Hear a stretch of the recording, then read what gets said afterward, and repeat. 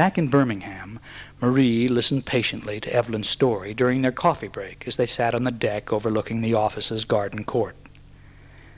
"It sounds to me like you two are soulmates or have been lovers in a past life," Marie said. "Nothing logical explains your relationship." "That's not as silly as it sounds," Evelyn replied. "I've already thought about it, but I haven't been motivated to find out. Maybe it's time I did."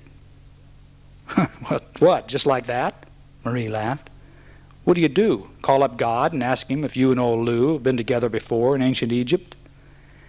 "No," Evelyn shrugged. "But I've done a lot of reading about reincarnation, and I've helped out on the support team when Dick Sutphen conducted his seminar in Atlanta. He teaches everyone to use self-hypnosis to regress themselves." That night, Evelyn reviewed her notes about self-regression.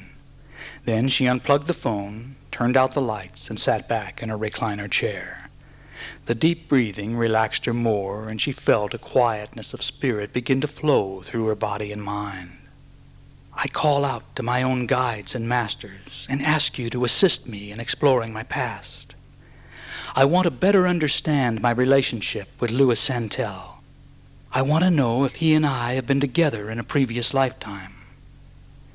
Mentally, she counted backwards from 7 to 1, visualizing herself going down, down, down, deeper and deeper asleep. She repeated the process and visualized a tunnel, a symbolic bridge from the present to the past. She was in the tunnel, tumbling backward in time as the impressions began to come in. "Tell me every detail," Maria demanded the following morning. "It's not a simple story that I can easily relate," Evelyn replied.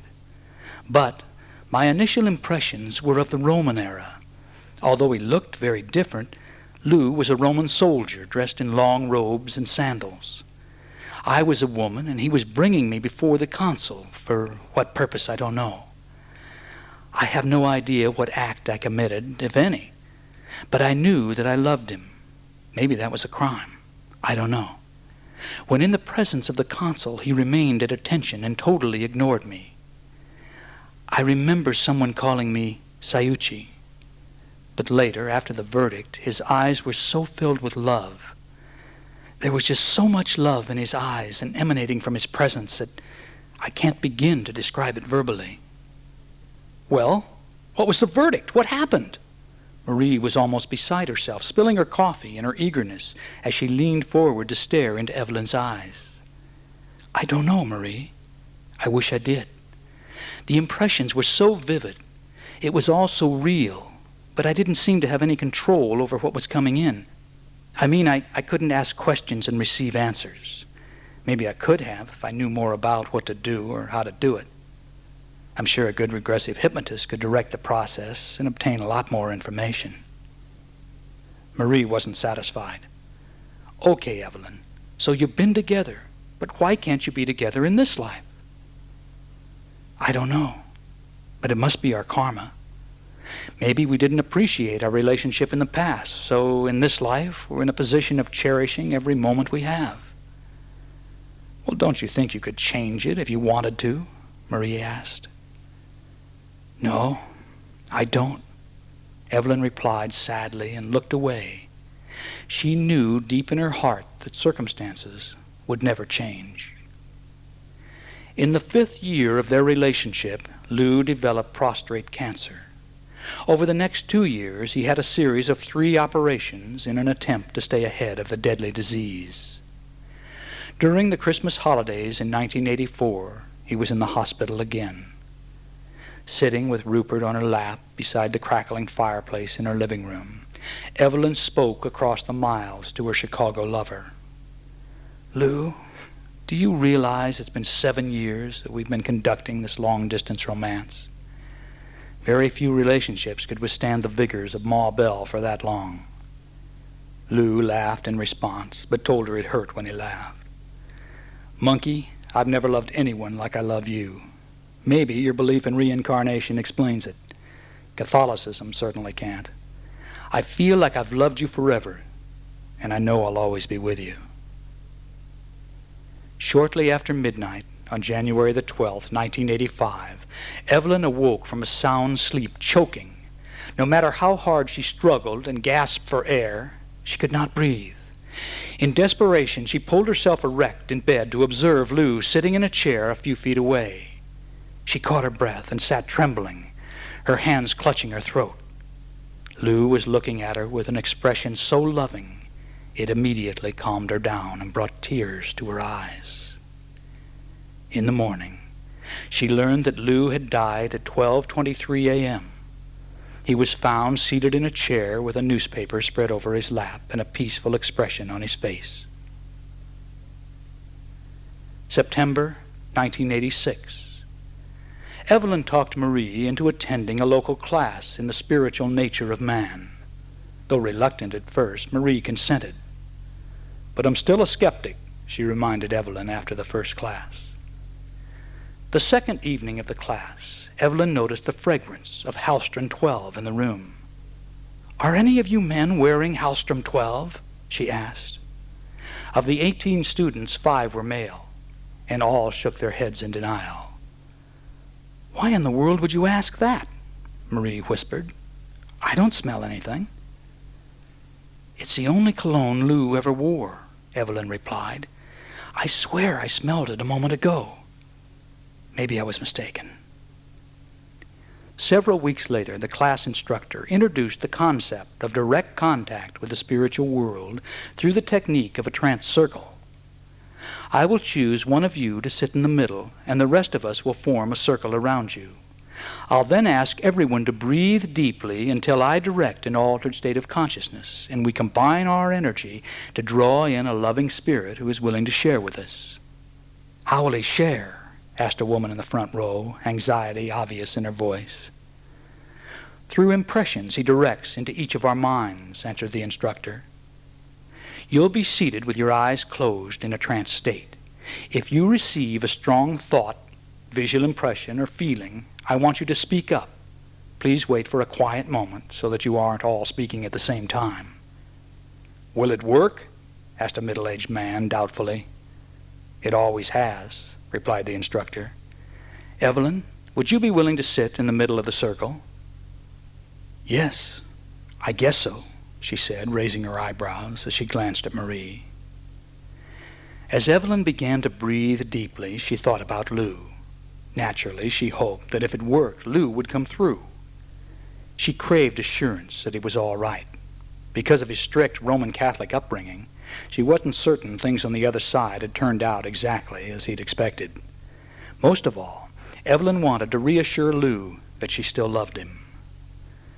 The room was silent except for the audible sound of deep breathing. Evelyn was feeling lightheaded when she noticed a gentle movement, like soft, warm air stroking her left cheek. It was such a familiar gesture. Whenever Lou was deeply moved, he always stroked her left cheek in a circular movement, soft and caressing. "Yes, monkey, I'm happy, and I love you." The voice came from one of the men in the circle behind Evelyn. She shivered in response. "It's beautiful here," he continued. "You can stop worrying about me now." Marie's voice was next. "I know now that I loved you even before I met you. You were right about past lifetimes, my love." "We will always be together," said someone else. Then another spoke and another. All around the circle they spoke of things that had no meaning for them, things that were pieces of Evelyn's life. The words related to specific dates, times, and places. And Evelyn awoke drenched in tears of joy. The following day, a red circular area was obvious on Evelyn's left cheek. "Looks like you were sunburned there," Maria said, still somewhat shaken by the experiences of the previous evening. 3 days later, the red area peeled off like a sunburn. I talked with Evelyn in February 1987. She married after Lou died, and today her name is Evelyn Bales. She explained that she and Lou still have contact. Sometimes it's a brief awareness upon awakening in the morning. "I realize that Lou has been with me all night," she explained. He watches over me both day and night. I've had various psychic readers tell me that they see this man hovering over and around me, watching over me. And the first quality they mention about him is his devotion and love for me. Often they have been able to accurately describe his physical appearance as I knew him in this lifetime. Are you at peace with the relationship? I asked. Oh, yes. I know now without a doubt that love is the strongest force in the universe. Even if Lou and I were destined to love and live apart in this lifetime to learn our respective karmic lessons, we have a love that has survived the ultimate separation, death.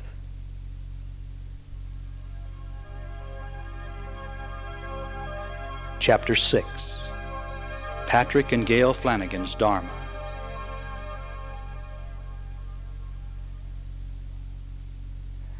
July 1982, the Camelback Inn Ballroom in Scottsdale, Arizona.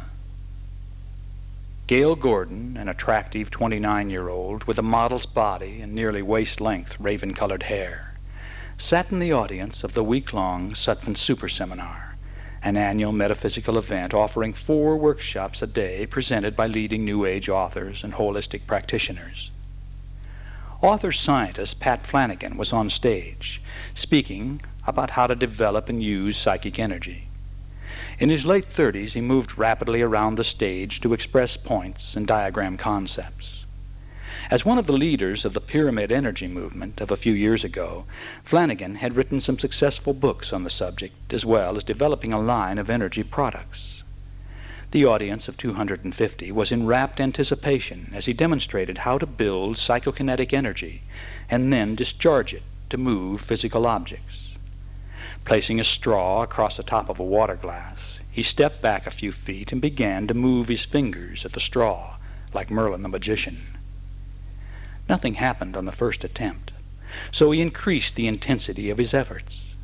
A few seconds later, the straw moved, then moved some more. The audience cheered and applauded wildly. During the course of Patrick's lecture, he discussed ancient Hopi Indian prophecies. To demonstrate the secret fraternal handshake, Patrick asked for a volunteer from the audience. Gail raised her hand and was chosen. "Are you sure you want to do this?" Patrick joked as she stepped gracefully on stage. "I'll try anything once," she replied. A year later, Patrick would admit to Gail, "When you came up on the stage and I touched you for the first time with a sacred Hopi handshake, I thought you were the most beautiful woman I'd ever seen. I felt like I'd always known you." After the seminar, both Patrick and Gail returned to their respective homes in Southern California. Patrick lived in Brentwood on the western edge of Los Angeles, and Gail had an apartment in a rustic house in the Angeles National Forest. It was through her work and research with crystals and precious stones that she had met the apartment owner, one of the country's leading importers of gemstones. He offered Gail a recently vacated apartment in a house filled with millions of quartz crystals and precious stones. Here, in this quiet environment of tall pine trees and a creek that ran through the property a few feet from the door, Gail spent her days in meditation, writing, and researching crystals. "You're obsessed with crystals," her friend Mary Windsor said. "They ought to be your middle name." "Crystals are the whales and dolphins of the mineral kingdom. They're our friends," Gail responded. "Whales and dolphins, huh?" Mary chided, raising her eyebrows. "Well, speaking of strange things, I just met the greatest psychic. You've got to have him do a reading for you." "He doesn't happen to have a beard and levitate tables, does he?" Gail asked. "Yes, he does. How'd you know that?" Mary asked in surprise. "A dream. I saw a man like that in a dream I had a few months ago," Gail replied with a faint tremor in her voice. "When can I meet him?" "I'll bring him over Sunday afternoon," Mary said, stroking one of Gail's favorite crystal balls fondly on her way out the door. The two women walked down the stone path to Mary's car. "Considering I have to drive through the creek to get here, what happens when it rains?" Mary asked. "No one comes in or goes out," Gail laughed. "See you Sunday, if it doesn't rain," Mary said, then carefully guided her car into the flowing water, 20 feet across the creek and out. Jim Banner, parapsychologist, read his card. He was a short, bearded man in his middle 40s, dressed in a slightly baggy suit. Gail recognized him immediately from her dream. "How much do you charge for your readings?" she asked, offering a cup of herbal tea. "I won't accept money from you, but if you want to give me a crystal in exchange, I'll wear it always," Jim responded, looking around the sparkling room in awe. "I don't know if it's you or all these crystals, but I've never experienced so much energy in my life." Gail settled herself comfortably on the couch across from the psychic, while he self-induced a light, altered state of consciousness. Mary excused herself to take a walk in the pines. About 10 minutes into the reading, Jim asked, "Who is Patrick?" "I don't know anyone named Patrick," she said. She paused for a moment to think. "Oh, Patrick Flanagan." "Can you capture his essence in your mind?" Jim requested. "Picture him as vividly as possible. How he looks, how he moves, how he talks." To her surprise, Gail easily remembered Patrick as she mentally relived the handshake experience. "Yes, that's him," Jim continued, seeming to respond to Gail's subjective impressions. "You will meet again, and you will cross the sea together. You will help him discover something that will greatly benefit mankind. It has to do with water and the rejuvenation of the body. You will do great things, and you will be together for the rest of your lives. I'm getting incredibly strong impressions as to the importance of this discovery the two of you will share." "When will this happen?" Gail asked. She struggled with a dawning uncertainty. "He has to solve some problems with others in his personal life before he can realize his true destiny," Jim said as he rubbed his temples. The rest of the reading accurately touched upon several other aspects of Gail's past and offered some general advice for the future.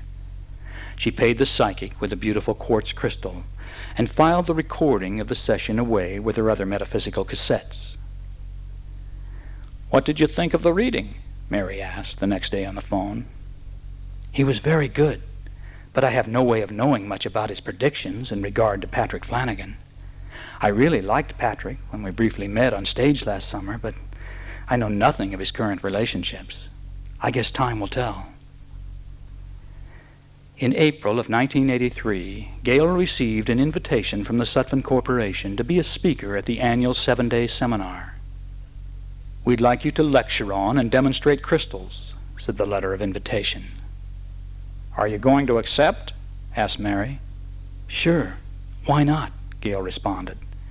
"I used to lecture all the time back east on crystals, metaphysics, and health. I'm a little out of practice at public speaking, but I'm sure it will all come back." 3 months later, Gail was standing near the super seminar registration area when Patrick Flanagan, also a speaker, walked up to her. "Are you a Taurus?" he asked. "Did you originally live in the Northeast?" "Yes, and yes," Gail replied in a chuckling voice. "Do I get a prize for answering correctly?" "Yes, as a matter of fact, you do.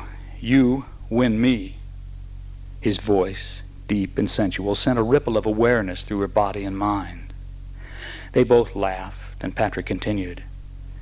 "A psychic told me you were going to be my future wife." He looked at Gail, smiled, and shrugged his shoulders shyly. Gail looked at him with amused wonder. Recovering, she said lightly, "This is a bit sudden. Could you give me a few minutes to think about it before I accept?" Over a candlelight dinner, Patrick explained that 3 months earlier he had received a psychic reading from a woman in Los Angeles. She said I would meet my life mate at a seminar where I would be lecturing. The woman would be a few years younger than me, a Taurus, and originally from the Northeast.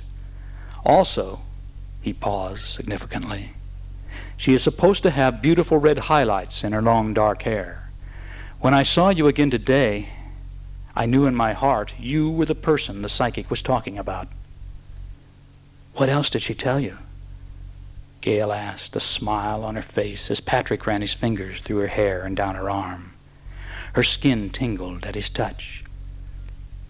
She said you would give me the love, support, and commitment that no other woman could provide, that we would marry and move to a mountainous area and live happily for the rest of our lives.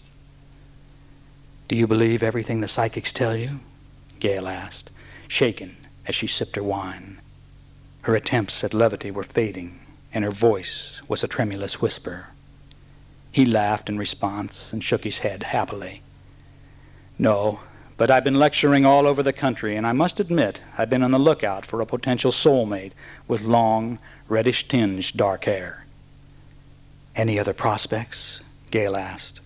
Patrick exchanged a smile with her, then shook his head.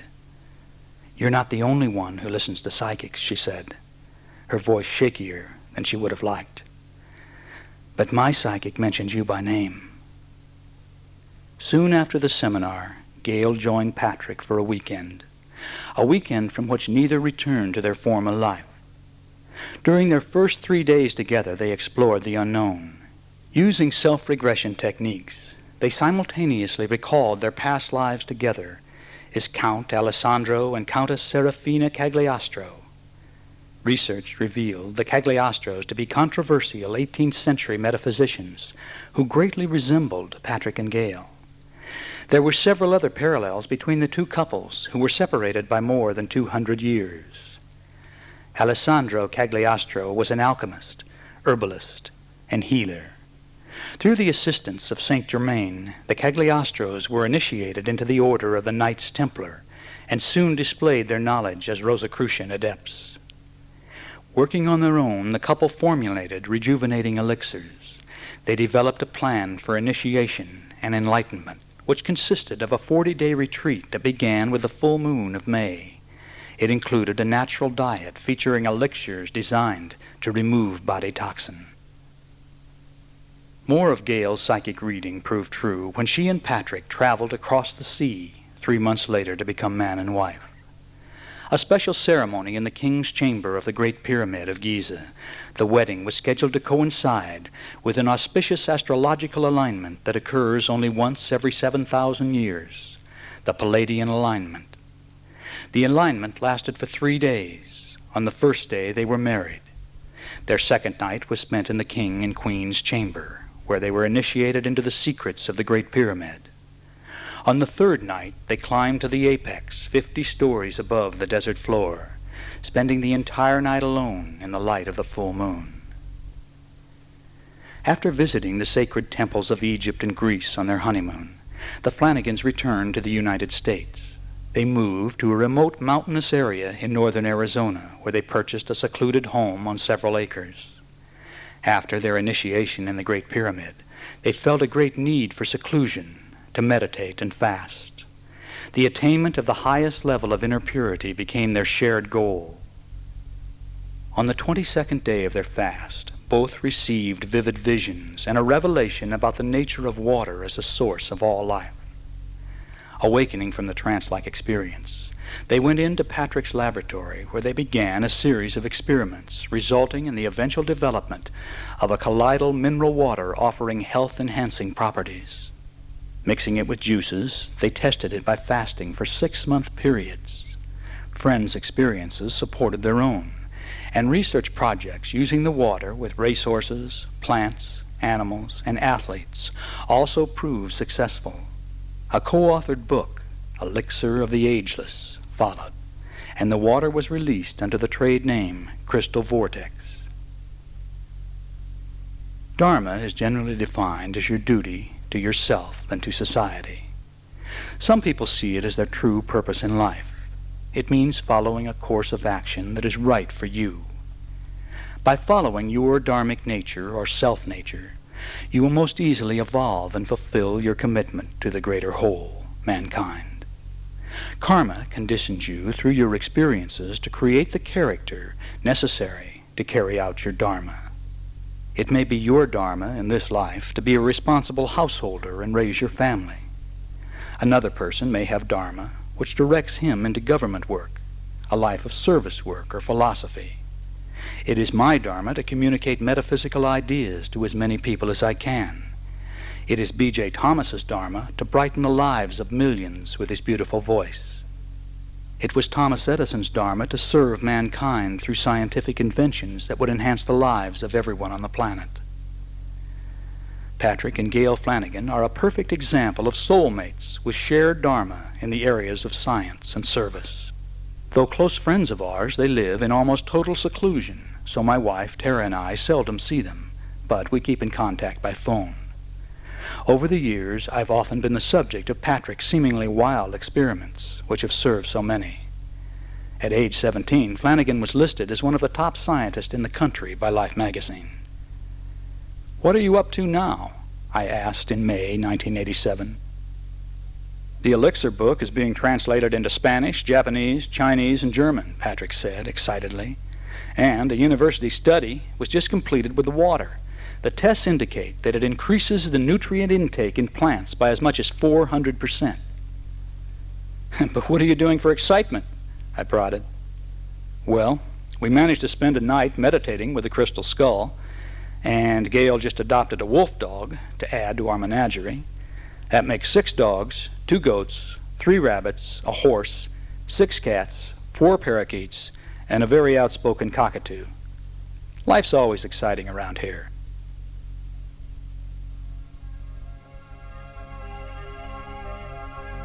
Chapter 7. Ty Wright and the Policeman.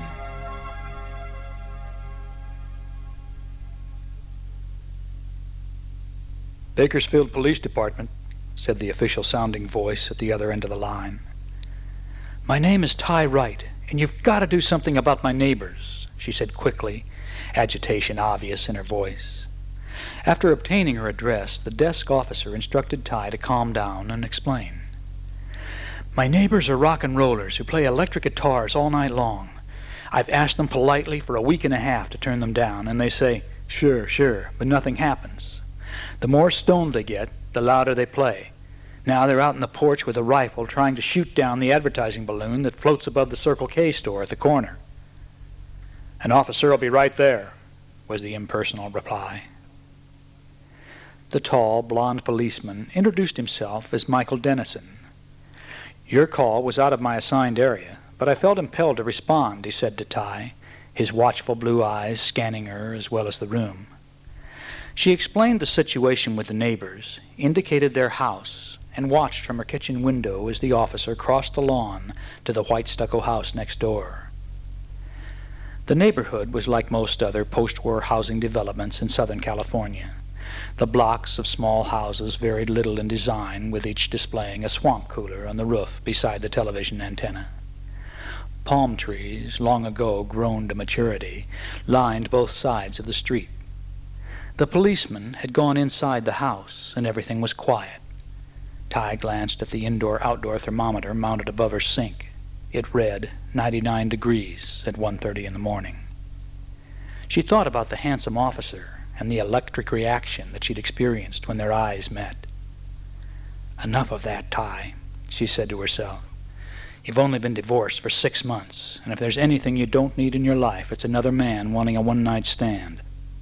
Her thoughts were interrupted by the doorbell. "I don't think you'll have any more problems," Michael Dennison said. "They've got marijuana growing in the living room. I told them if there was another complaint, I'd bust them on both counts." His smile brought an immediate softening to her features. Ty hesitated momentarily. She swallowed hard, trying to manage a proper answer. Thank you, officer." "Michael," he corrected her. "I'll call you at least once a week for a few weeks to make sure everything is okay." "I would appreciate that," she said, beginning to close the front door. "Good night, Michael." Ty leaned against the closed door, crossing her arms across her chest, palms down on her shoulders. She took a deep breath and realized she wasn't wearing a bra. Her nipples were erect, showing through the thin tank top. "I wonder what he thought of me," she said out loud, stepping in front of the full-length hallway mirror. Her long black hair was tumbled casually over her shoulders, and her cut-off jeans exposed attractive legs, well tanned by weekends spent lying in the backyard lounge, writing poetry. I could write a poem about him, and I don't even know him, she thought, switching off the light. Michael called. Each week, after checking on the neighbor's situation, he always found an excuse to chat about other things. On the third week, he asked Ty out to dinner, and she accepted with mixed reactions. "You have to understand, I haven't dated anyone since my divorce," she explained. "I'm very nervous about this." "Do you have any idea how nervous I was about asking you?" he responded. They both laughed. A month later, Ty spoke with Arlene Graham at the Insight Bookshop in preparation for a past life regression. Ty, a longtime student of Arlene's expanded awareness classes, wanted to see if she had ever shared a lifetime with Michael. "From the moment I met Michael, I wanted to embrace him and hold him, but it didn't make any sense," Ty explained. "On our first date, he kept trying to look into my eyes. Every time he'd look at me, I'd get embarrassed, just like a schoolgirl, and look away. And that's not like me at all. I just felt as though we'd known each other a long time. Then, a couple weeks later, after we'd made love for the first time, he admitted that he wanted to look deeply into my eyes on the first date. He explained that when he answered the police call that night, he instantly felt that he knew me. I mean, really knew me. But he didn't go into it any further, and I never brought up reincarnation." "Well, I want you to lean back, relax, and make yourself completely comfortable," Arlene instructed. "Let's find out if a Ty really exists." Ty quickly responded to Arlene's soothing voice and felt her body begin to relax, her mind quickly following. All her questions and the thoughts seemed to slowly dissolve as her attention focused upon a gentle swaying sensation. She seemed to be spinning, and the voice was far away. "If indeed you have ever shared a lifetime with Michael Dennison, you are now going to go back to that incarnation, and on the count of 1, you'll be there." Ty heard the numbers dreamily as the blackness faded into gray. She was detached, but she was there. "Will you please tell me your name?" the distant voice asked. "Elizabeth Michaels." "Can you tell me where you are and what year it is, Elizabeth?" "Cheyenne, Wyoming." "And it's 1860, she replied softly. "Tell me what is happening, Elizabeth." "I'm sitting under a tree. Charles is approaching me, leading his horse. He's wearing military dress, and, he's asking me to marry him. I'm explaining that I can't leave my father." "Why not?" Arlene asked. "I cook all the meals, keep house, and help him run the dry goods store in town. He can't manage alone. My mother died in childbirth, and my younger sister died with a fever." "Please tell me a little more about you, Elizabeth." Well, I'm 25 years old, and my father is afraid I'm going to be an old maid." Ty answered with a little giggle. "Daddy wants me to marry Charles and be happy." "What is happening now?" "He's asked me several times. Now he's offering to let my father move in with us." "Let's move forward to experience what you are going to do. On the count of 3, you'll be there. 1, 2, 3. I explained the offer to my father, but he declined. He insisted that I marry Charles if I loved him. I do love him. We were married in a beautiful little ceremony, and now we've moved into a cabin in Canal Meadow. Charles and a neighbor built it out of lodgepole pines. The river is half a mile away. We have a root cellar, small barn, corrals, and a few cows and horses." Ty paused for several seconds, then said, "I'm pregnant." "Then let's move forward to a time shortly after the baby is born," Arlene said, and provided the instructions. "Our son is fine, and he looks like his father," Ty said proudly. "His name is Barrett." "Is your husband still in military service?" "Oh, no. He slipped on a rock in the river and shattered the shin bone in his right leg. They detached him from the active service because of the injury." When instructed to move forward in time, to something very important that would happen in the future, Ty became very upset. "They've killed him," she screamed. "The Indians killed him." When the regression was over, Arlene gave Ty a cassette tape of the session and explained, "I also gave you a post-hypnotic suggestion to continue to remember more situations from this lifetime for the next 2 weeks or so. So don't be surprised if you get flashes or have dreams that relate to this incarnation." Ty waited anxiously for Michael to arrive. He didn't get off duty until 1 a.m., and it was nearly 2 a.m. before she had provided him with enough background to play the tape. As she listened to her own voice booming larger than life over the speakers, images began to appear and disappear in her mind. Petroglyphs, beads, a pipe, feathers, bones, and a skull.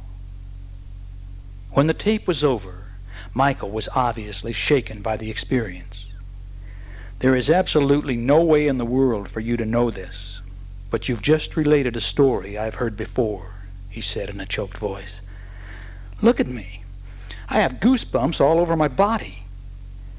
My great-grandmother Helen lived to be 114 years old, and when I was a kid, she used to tell me stories about life in the Wyoming Territory and about Charles and Elizabeth.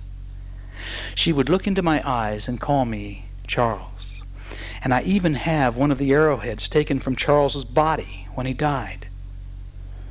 We'll have to look up the details, Ty, but I don't know what to think." Ty began to cry, not knowing why. She and Michael talked until 4:30 in the morning, then fell exhausted into bed, holding each other tightly. "I've always loved you," she whispered. "Me too, you," he said, softly running his hand down her bare back and squeezing her bottom. She moaned. Soon they were making love with an intensity neither had experienced before.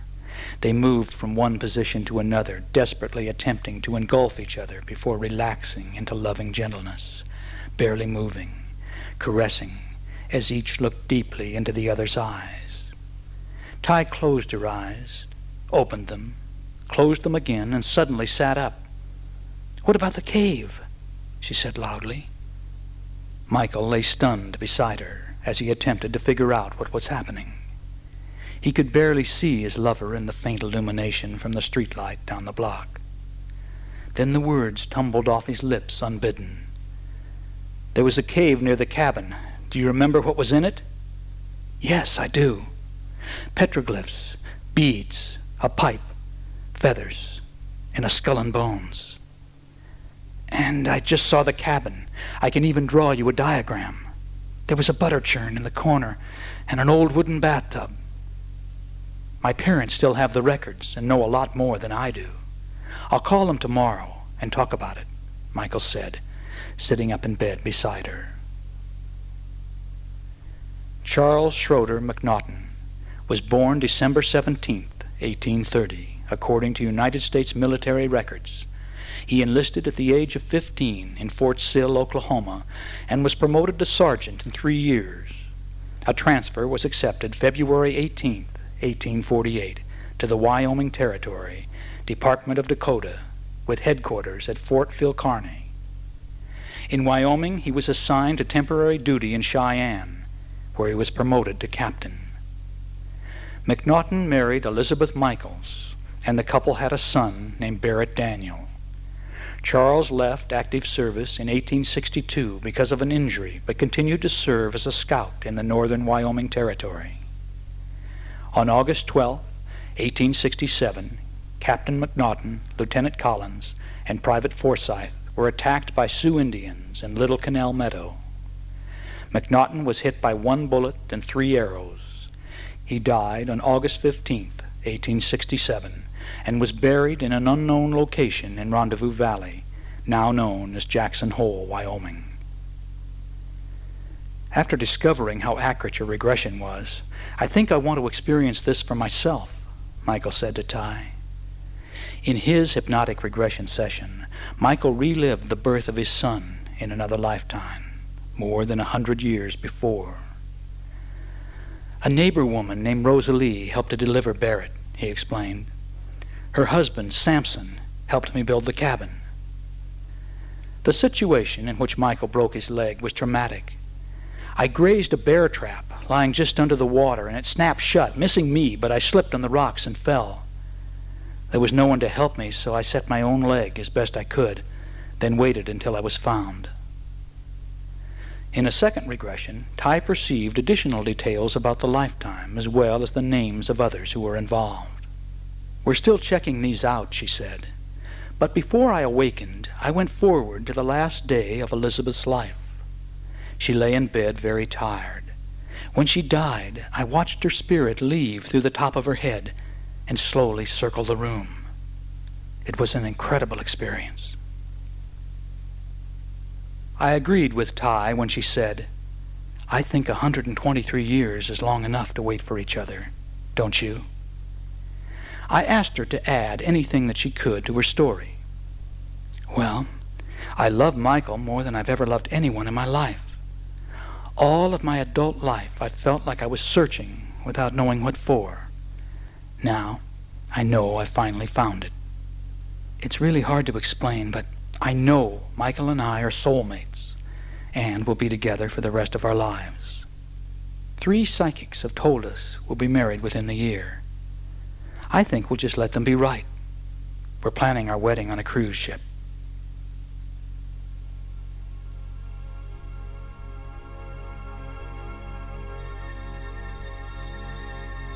The stories I've just related are only a few of the hundreds of predestined case histories I've researched over 25 years of work in the metaphysical field. As a result, I am convinced that all important romantic relationships, happy or unhappy, are predestined. On a superconscious level, the 2 people planned the union for the growth opportunities it offers. I also know that we're here on earth to learn to let go of fear and to learn to express unconditional love. As part of the process, we learn that life is what we make it, and hopefully we learn the most important lesson of all. Life is to be enjoyed. This book on cassette has been a presentation of Valley of the Sun audio video, Box 38, Malibu, California, 90265. If you enjoyed Predestined Love, write for a catalog of our always expanding line of metaphysical nonfiction books and novels on tape. Valley of the Sun also offers a line of over 300 self-help and self-change audio and video tapes. These products may be ordered directly from Valley of the Sun or are available in New Age and other fine stores throughout the world. Thank you for listening.